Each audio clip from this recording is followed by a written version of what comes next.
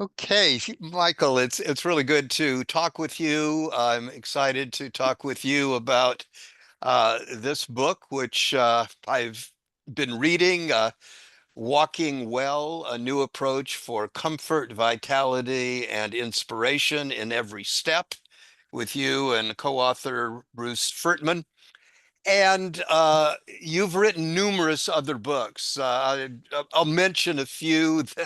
How to Think Like Leonardo da Vinci, Innovate Like Edison, The Five-Step System for Breakthrough Business Success, uh, Wine Drinking for Inspired Thinking.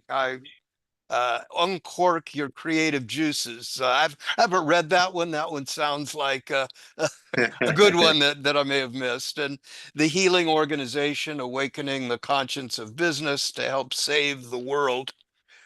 So you've obviously done a lot of writing. You're known as an expert in this whole field of uh, kind of thinking in creative ways. So I'd like to start by just asking you to talk a little bit in a way about your origin story, how you really got started in this very varied and yet kind of unified creative field, and then I want to get into a little more detail about your new book. Sure. Well, it all started when I trained as an Alexander Technique teacher in London in the 1970s. And that was a wonderful transformational experience for me, an amazing opportunity to integrate my own mind and body and help other people with that integration. So that's been a through line passion. And I was training as an Alexander Technique teacher, and it just so happened that one of the people who was coming to our school to study was a world class public speaker, author, television personality in England named Tony Buzan. He's the gentleman who originated mind mapping. And he gave a talk at our Alexander Technique training school about his work. And I was utterly fascinated. I went to the principal of the school and I said, that guy Buzan's a genius. I want to learn his work. I want to study with him. And my teacher said, well, it's a funny thing you say that because Tony said to me, who's that young American asking all those questions? I want to meet him. I'm looking for people to work with, and he would be just exactly what I had in mind. So that was the beginning of an amazing partnership, friendship, and led me to do something I never expected, which was teach at a corporate seminar. Because I was a hippie. You see my bee hippie hat that I'm wearing. Uh-huh. And all of a sudden, I was in a five-star resort in Switzerland teaching the senior team of a multinational company about things that I didn't know a lot. I knew I had already spent a lot of time thinking about consciousness, creativity, how to develop one's presence. And all I had to do was kind of relate it to these people and to their world and their needs. So I started studying what their world and their needs happened to be. And they liked what I did. The head of HR for that company said, we want this Gelb guy on all our programs around the world. So all of a sudden, I'm flying around the whole world teaching these 5-day leadership retreats. And it was cool. It was really fun. And I did that for years. Tony and I would do this together. And we had a fabulous partnership, and people loved the classes.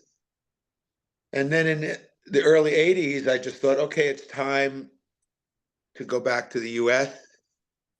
I was so idealistic and obviously naive that I thought, well, I'll just move to Washington, D.C., and I will teach the leaders of the free world how to think creatively and so on and so forth to make the world a better place. And of course, I got there and they weren't interested.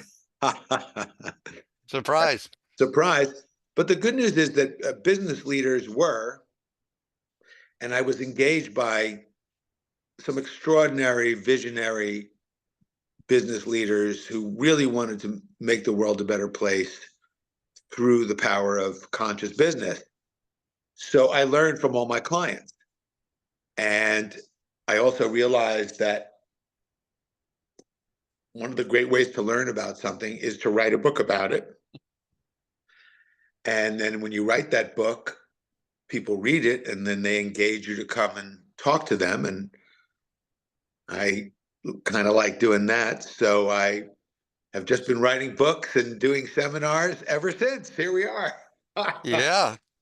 Well, it sounds in many ways similar in some ways to my own journey. I've written 17 books on various aspects of my field is in health, mental health, and emotional, physical health. And the beginning of one book often leads to another if it's well received and you're doing well. So I want to talk to you about this book that you've recently written, Walking Well. I'll just give the subtitle again because it's a new approach for comfort, vitality, inspiration in every step. And I say myself personally, as an avid sportsman, walker, I've in addition to writing books, I have six grown children and 17 Wow. grandchildren and Wow. three great grandchildren. And two of my grandsons play football in the National Football League. They came out of college and they're twins. They're drafted by the New England Patriots. And so I've been playing professional football. My granddaughters are doing sports of various kinds. I'll talk a little bit about Aikido, which I know you have some experience with as well. But the book for me was after hearing about your other books, in some way it seemed like where does this fit in? This doesn't exactly on the surface seem like a book that's going to change the world or a book that's going to revolutionize the way business leaders do things. And yet when I started to actually get into it and practice some of the things that are in it, I found that one, it very well integrated with my own life experience and my own health experience and what I teach and train in my own work, but was very subtle and brought in things that I uh, didn't really know about. So I'd like you to maybe to introduce us to the book and how you came to write this book and where it kind of fits in your own experience, your own thinking, and how it came to be. And then we'll get into a little more detail about what's in the book. Sure. Well, first of all, thank you so much for sharing that in the way that you did, because I love the fact that you approached it with some degree of skepticism. Like, what does this have to do with changing the world and everything else he's been doing? And then you started to pick up the subtle but powerful ways in which actually it is. I wouldn't have done it if I didn't feel it was the ideal through line and calling. And in many ways, I think it has maybe the most potential of anything I've ever written to help change the Mm, world. And the funny thing is that when I met my friend Bruce, so Bruce Fertman is my co-author. I've known him for 40 years, but when I met him just over a year and a half ago in Santa Fe, it was because he reached out to me. He heard I was coming back to New Mexico, and he told me that he's come up with some insights into walking that he thought were transformational. And he told me that the hill that he likes to walk out where he lives in Coyote, it's a 4.5 mile slope. And he would walk that hill when he first moved there 34 years ago on a regular basis. And now that he's 74, he was 40 when he moved there, he walks it faster and with less effort. So I was kind of intrigued. He said, I want to show you what I've come up with. So, having said all that, as a advanced Aikidoist and Tai Chi teacher and Alexander technique teacher and person who loves to walk and has taken my clients on walks for years as the best way to think through a problem. Solvitur ambulando, solve it while walking. It's always been a big part of what I do. I told you about Tony Buzan and I. We would go for a walk every day after we would teach our seminar and debrief. It was just part of our ritual, part of our practice. It's always been integral into my process of creating and thinking and writing. So I said to Bruce that, look, treat me like a beginner. Show me what you got. And I was, show me if it. So he did. And after about 45 minutes, the lesson took about 45 minutes, I had this epiphany because I experienced more ease and comfort in the steps I was taking. And I realized, of course, walking is a quintessentially human activity. It's a metaphor for everything in life. How do we walk through our lives? And on a very practical, biomechanical, step-by-step way, what if every step could be just a little bit easier? And what if people could experience more support, more connection with Mother Earth, not as a concept, but as a kinesthetic, energetic experience with every step they took? Well, that could really make a profound difference. So we had some follow-up conversations, like, okay, let's do this. Let's write a book together. So that's the origin story of Walking Well. That's great. I just say, and I'll get into the book in more detail, but I know I've walked my whole life, as well as other, in a sense, more uh, exotic exercises of one kind or another. But I changed my walking style, and I'll talk more as we get into it about how the book has impacted that. But when COVID hit, and I'm in a high risk group. I have some lung problems. I'm male. I'm older. I'm 80 years old, and I decided if I get COVID, it could be serious in my case. And so one of the things I started doing to add to my lung capacity and just general fitness and health was starting to walk hills, in Yeah. addition to my general.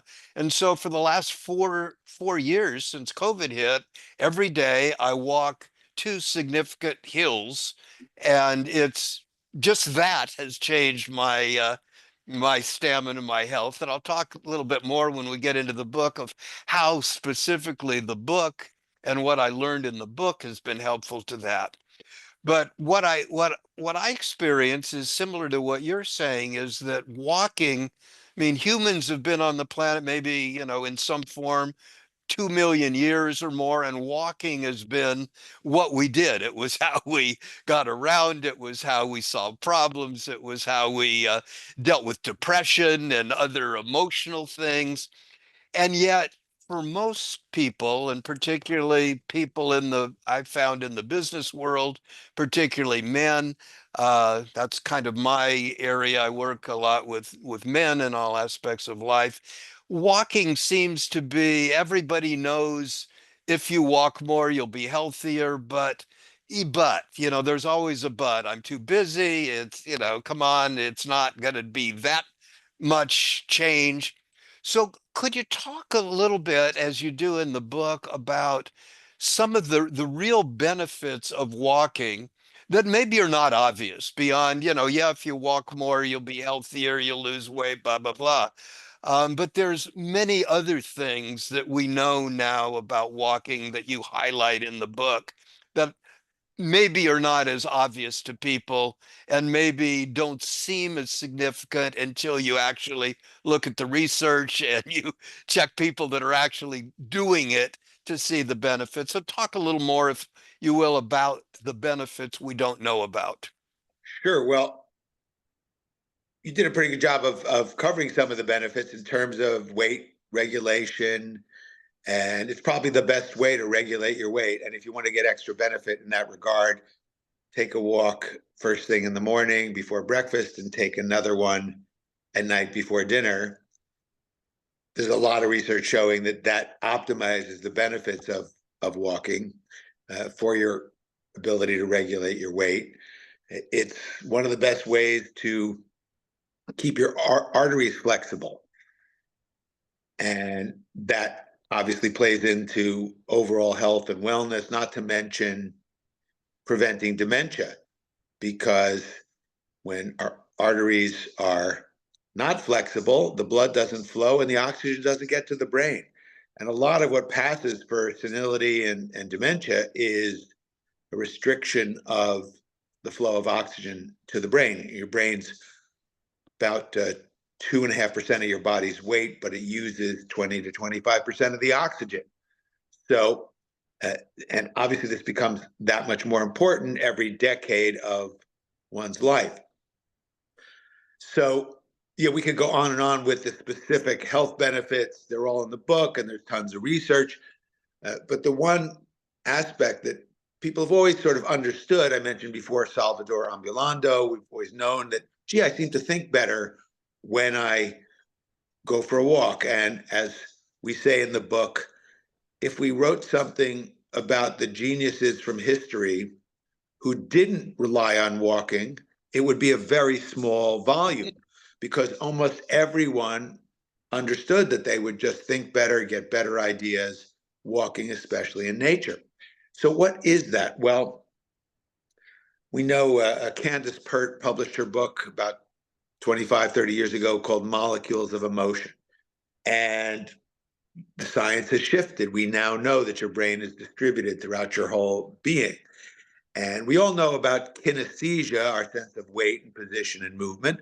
Most people know about proprioception, the fact that you know where your body is in space and that it is indeed your body.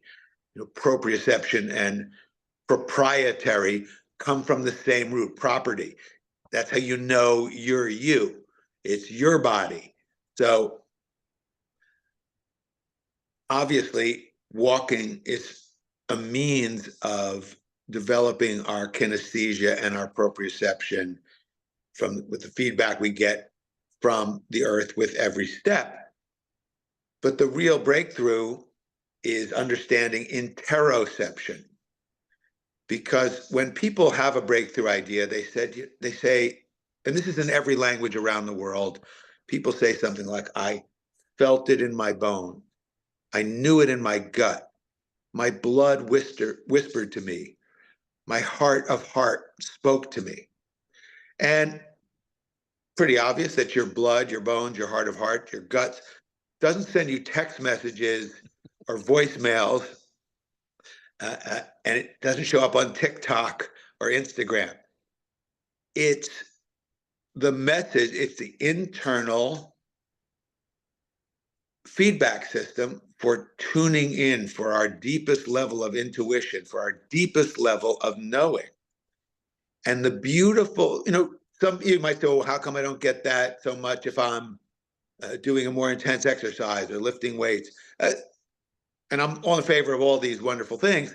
But the beauty of walking is, as you said, it's our fundamental means of locomotion. It's how most of humanity got everywhere it went for almost all of human history until very recently.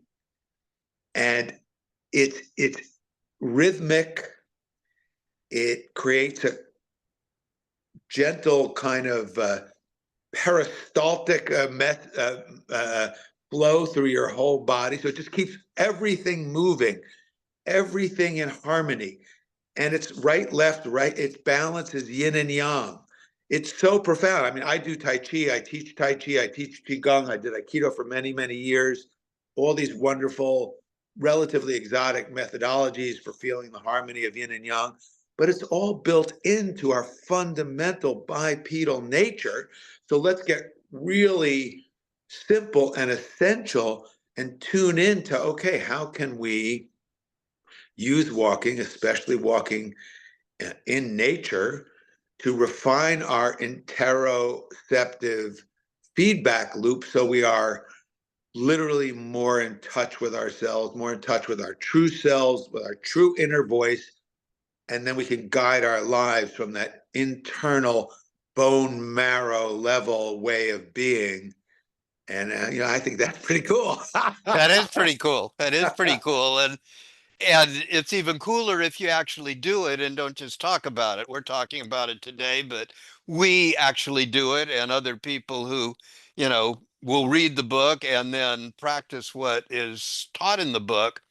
And I wanted just because it isn't obvious from the title and probably isn't obvious until you jump into the book, it's not just about walking. I mean, if it were only about walking, that would be a big deal, really teaching people how to walk effectively. But there's much more, including how to breathe.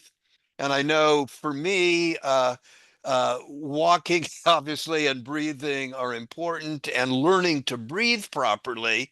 I read, did you, James Nestor's book called Breath, that was, I think, a very innovative, powerful book that help me remember and learn about the proper way to breathe. And I'd like you to talk about breathing as it relates to life and health, and particularly learning to walk effectively. Sure, with pleasure. So everybody's familiar with the idea of apnea, which is the interference with your breathing, usually when you're sleeping. But most people aren't aware of the opposite, which is upnea. It's a real word, and it means natural, healthy breathing, which is really, really important to know about. Again, so incredibly simple, but changes everything when you understand some of the very simple things you can. It's mostly what you stop doing. That's the other thing about our book.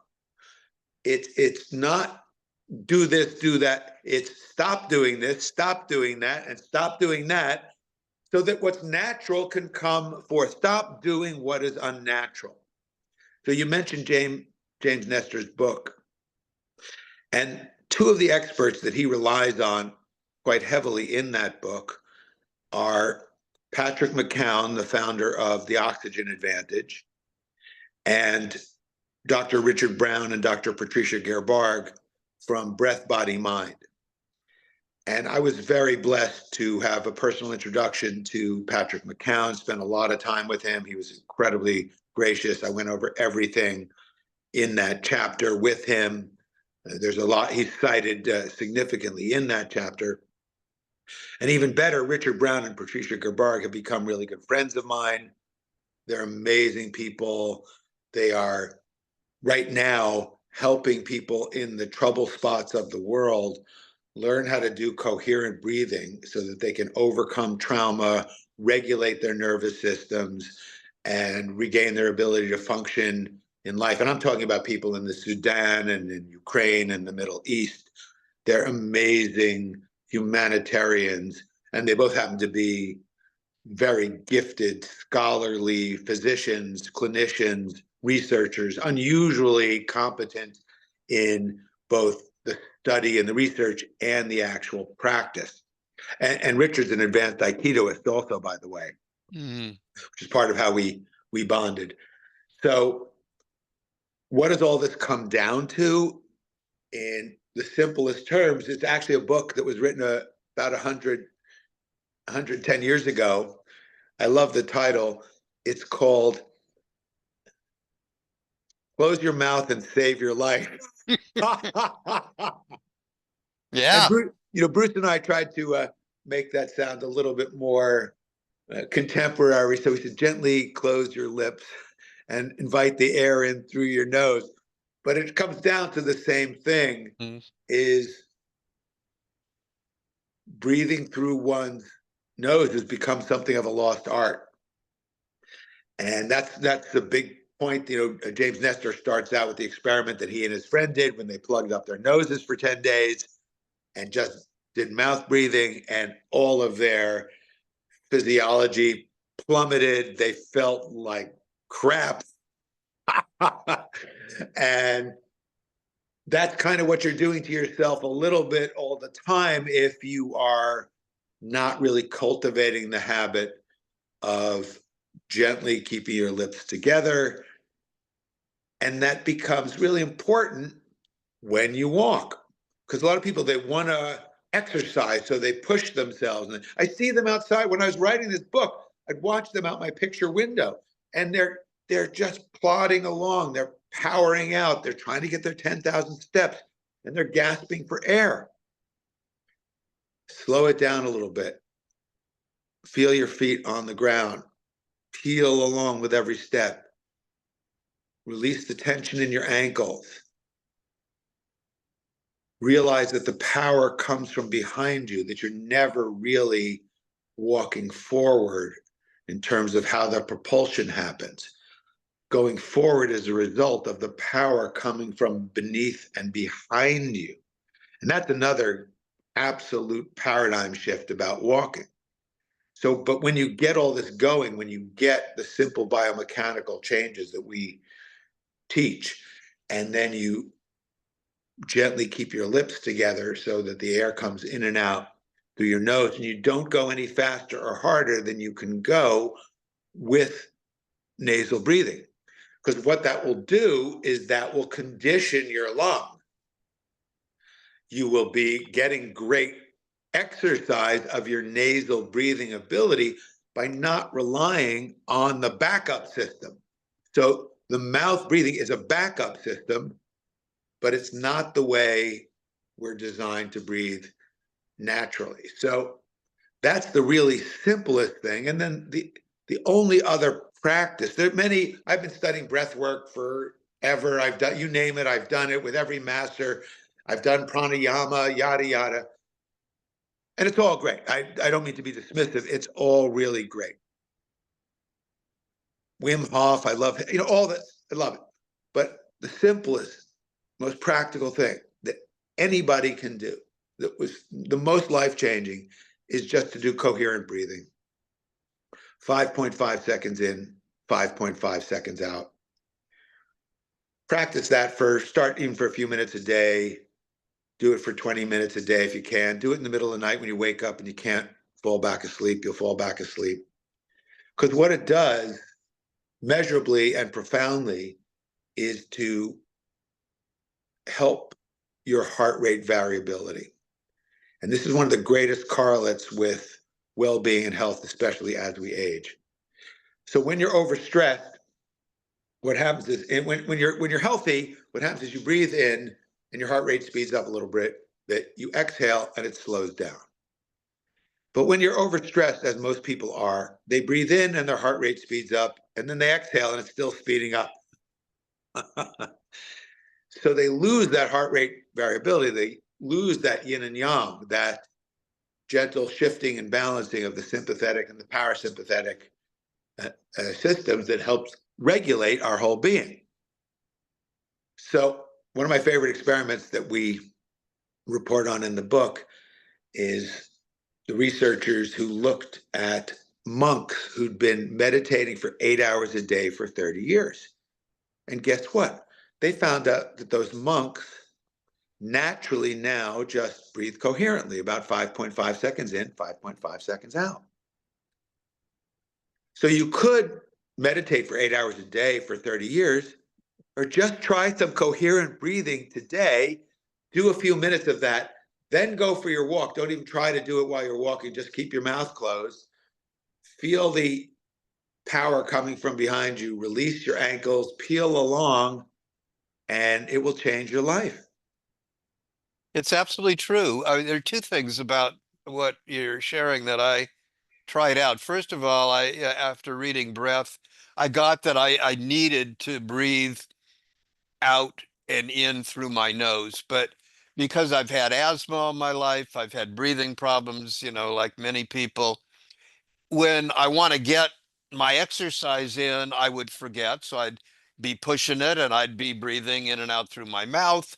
And I could slow it down and just breathe in through my nose. But as I would huff and huff, I would breathe out through my mouth. And what I changed after reading your book was exactly that, to going slower and breathing in through my nose, out through my nose. And what I found was just as you say, and it surprised me, I was feeling more energy. I was actually able to get up and down the hills. I thought, well, I can't do it unless I, get more, more energy, more air in. And just going quietly, going in and out made a huge difference. So I want to report that. The other thing I want to kind of segue with what you said is there's some very specific exercises and imagery that go with the book and what you describe. And you talk about AI, which in my mind, goes to artificial intelligence and all the stuff that's the latest thing.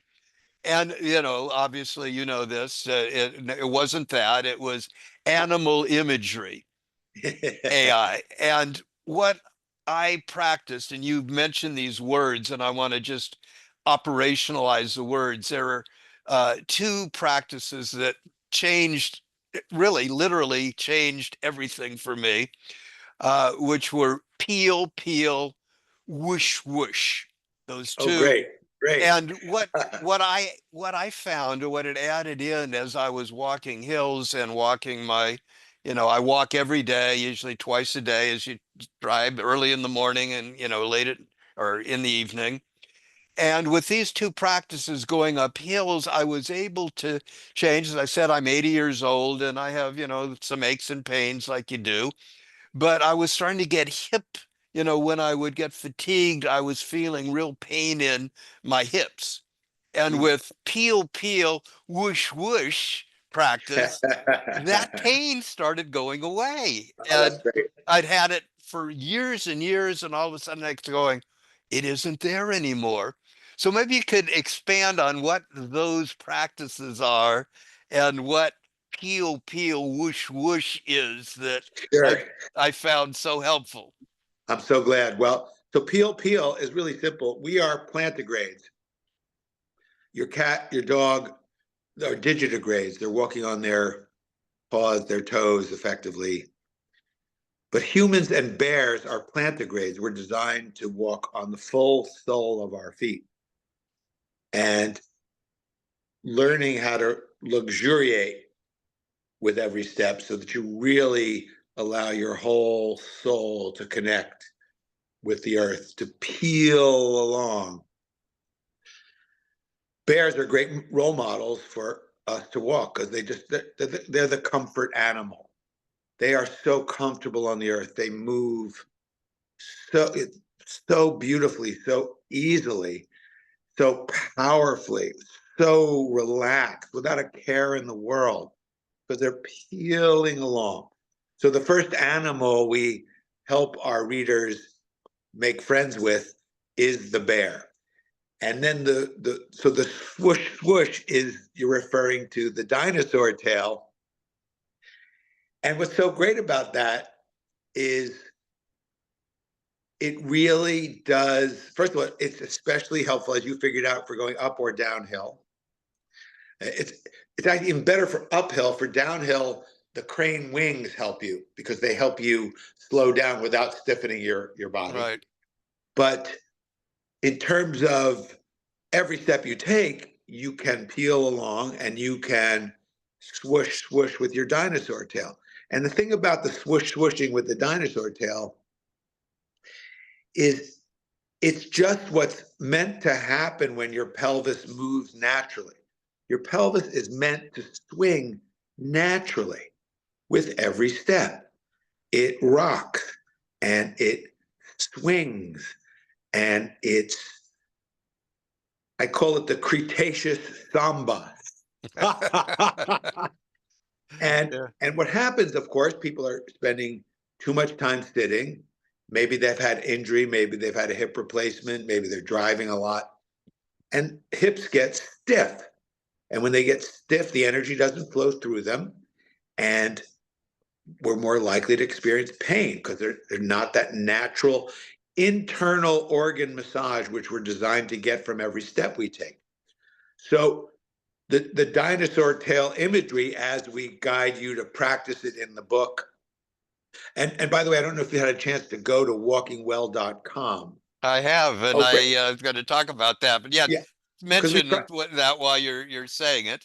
Well, we really endeavored to write the book in such a way that you would not need illustrations. We wanted to make it so clear. If you know, try this, go out and do it, come back, write in your journal. Okay, now do this. And we tested it out with ourselves, with students, to make it as clear as it could possibly be. Having said that, we thought, okay, now we'll create a dedicated website and we can give you all sorts of other great stuff. And so we have videos of how to do everything we're talking about, demonstrated mostly by Bruce, who's just amazing at all of this, and just an incredible teacher and a phenomenal movement artist who just seems to be getting better. I don't know how he does it. Well, I do know how he does it. That's why I wrote the book with him. Yeah, yeah, it is simple, and it speaks to a couple of things that I think are worth underlining. One is that humans are animals. We forget that sometimes, that we're somehow separate from nature, separate from the earth, separate, and we could live in a world of artificial intelligence. And it's part of why the planet is out of balance, why humans are as out of balance with. And so I think, if we're going to survive as a species, I think we need to get back in touch with our natural rhythms, our natural connections, and our connections to the other animals that share this planet with us, that as a group are probably doing better at survival than humans are thus far. So the imagery, I think, is really helpful to remind us. And if you walk in nature, as I do, and anywhere, there are animals, there are birds, there are deer in my neighborhood. There actually are some bears out in the back where I have lived and walked. So that's an important thing for everybody. But I think particularly for men, I want to talk a little bit about men because that's the area that I work in, gender medicine and men's health, and also because I think men are particularly, stressed in the world. We know there's higher suicide rates among men. Men die at earlier ages than women. A lot of reasons for that, but I think one of the basic ones is we have lost touch. And so I'd like you to speak a little bit, since you're a man, your co-author is a man, and uh, clearly this book, my wife has been using these things. We go out for walks every day, and she's found some of the same benefits that I have. Uh, but speak a little, if you will, about some of the unique benefits for men, because I think often men would read some of your other books, well, they're business books, they're going to help me make a better living, but they might skip this one or think, this doesn't look like a book that is going to change the world or change my life. So speak a little bit to the men out there that are going to be watching this. Well, then I tell those guys that start with chapter 8. Yeah, and say what chapter 8 is. So chapter 8 is walking shoulder to shoulder. Right. And this was really fun to write because I'm blessed to be a member of Marshall Goldsmith's executive coaching group called MG100. So I'm connected to many of the greatest executive coaches in the world. And I decided to utilize that network and interview my colleagues and say, what role does walking play in your coaching, in your work as a CEO, in your work recruiting and trying to retain talent? And I got so many enthusiastic responses, there was not enough room to put them all in the book. But for example, one of them is Steve Rogelberg, who is professor in North Carolina of business. He's probably the world expert on meetings. And Steve, well, I do all my meetings walking, even if it's just I'm on the phone, my client's on the phone. I do my classes walking. He, everybody, Bev Kay, who's a legend in the field of how to retain the best employees. She created years ago what she calls keep 'em walk. If you want to keep your best people, you go for a walk with them. You don't meet them in the conference room. You don't invite them into your office. You go for a walk together. So, conflict resolution. Don't sit opposite the table face to face. Face the same direction, right? And walk together and tune in to the rhythm of the other person. It creates a different way to listen and be together. So, salvator ambulando, solve it while walking, walks when you're leading your team. Works when you're leading your team if you walk with them. So there's a lot of practical business related stuff powered into chapter 8, not to mention chapter 7, which is how all these great geniuses from human history got their great ideas while walking. And we teach you how to do that. We have the 7 habits of highly creative walkers. You can do exactly what Leonardo da Vinci and Thomas Jefferson did, for example, in order to get their world changing ideas. So there's lots of really practical stuff in that regard. But I would come back even more so to the challenge as it relates specifically to men, whether you're in business or not. And it's a challenge for all people, but there's a unique form of that challenge for men today, which is for us to be who we truly are, to be our authentic selves. And for all the reasons that I discussed earlier about interoception, walking is just one of the absolute best ways that you can do that. And learn to really be receptive and listen to yourself. We normally consider that a feminine virtue to be receptive. But in the balanced, integrated, self-realized man, the yin and the yang have come together. As Jung would say, the anima and the animus, the inner marriage, the sacred inner marriage, that's real wholeness. And so for guys, if you're more macho, then the challenge is to integrate the receptive yin elements while refining your macho-ness. We're not asking you to give it up. I haven't given up mine. I can tell you haven't given up yours. I know. I just want it more refined, Right. more attuned, so that I can be just more fulfilled and bring more of myself to everything I do. And going for my walk every day is one of the things that helps to just refuel and create the context and the space for that integration that we all seek. It's absolutely true for me. It's been true for people that I've worked with.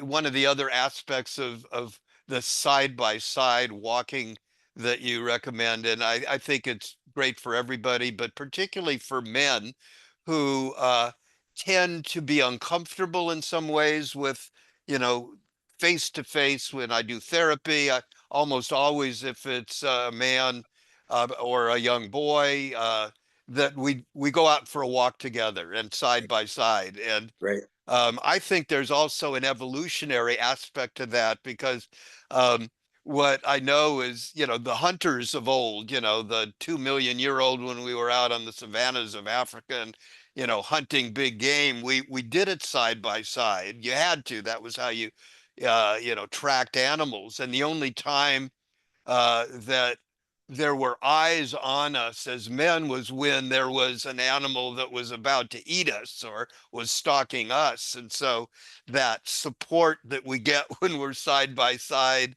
is part of, I think, our evolutionary male heritage that I think getting in touch with who we are is part of that. So I'd like to bring one aspect in as we're kind of pulling some of our discussion together. We could talk for a lot longer, but you talked about Aikido and your experience with Aikido. And my wife and I have been together now 45 years, and we met at the Aikido dojo in Mill Valley, California, where I was practicing with George Leonard and Wendy Heckler, or Wendy Palmer and Richard Strozzi Heckler. Uh, One of the guest senseis that came in was a guy named Terry Dobson, who was a master, studied with Osensei in Japan in the day.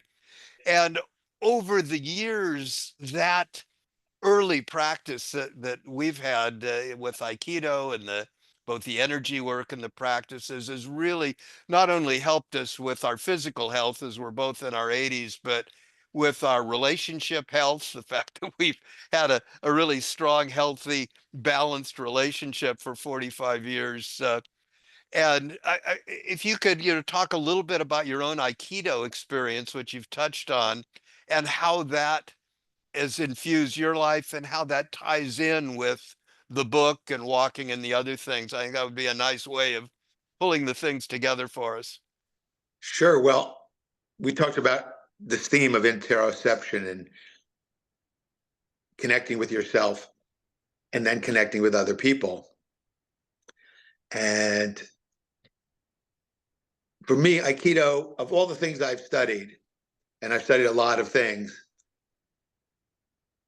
is probably just the most passionate commitment and focus and utter delight and bliss that I've ever experienced with any discipline.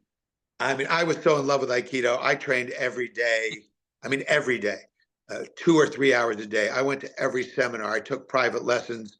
I used to go when I was still a white belt. I would go to Mount Tamalpais and take classes there.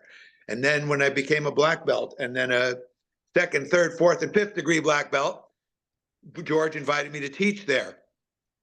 And I became very good friends with Wendy. I wrote the foreword to one of her books.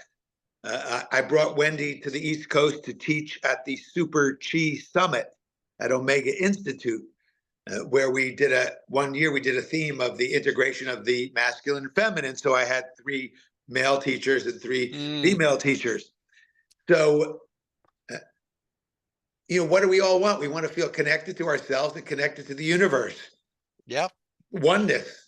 And Aikido was an amazing way for me to take my aggression and my frustration and just transmute it, alchemy.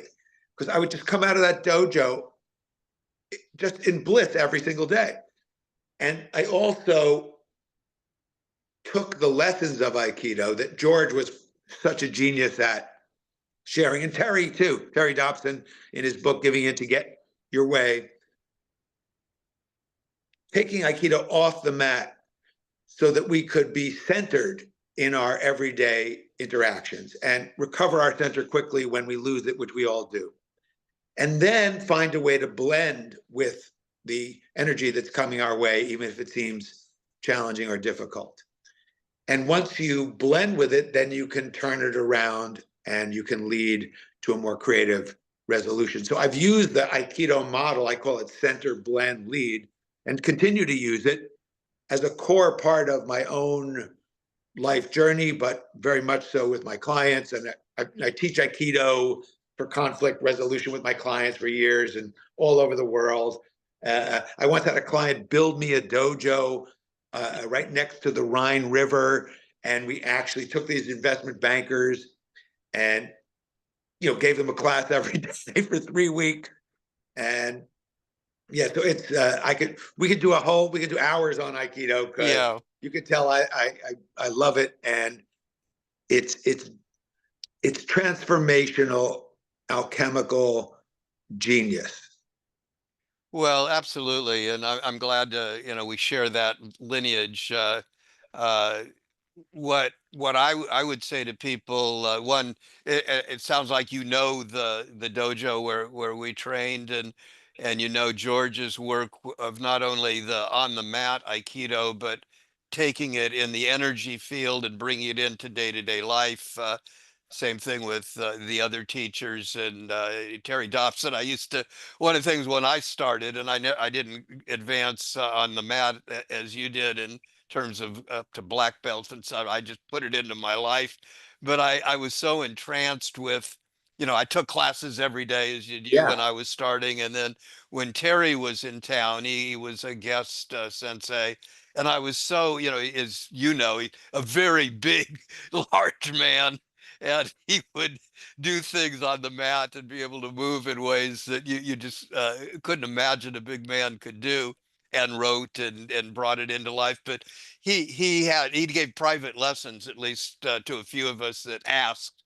And I would go to his apartment in San Francisco at the time, and he taught what he called kitchen Ike, because we were Yeah.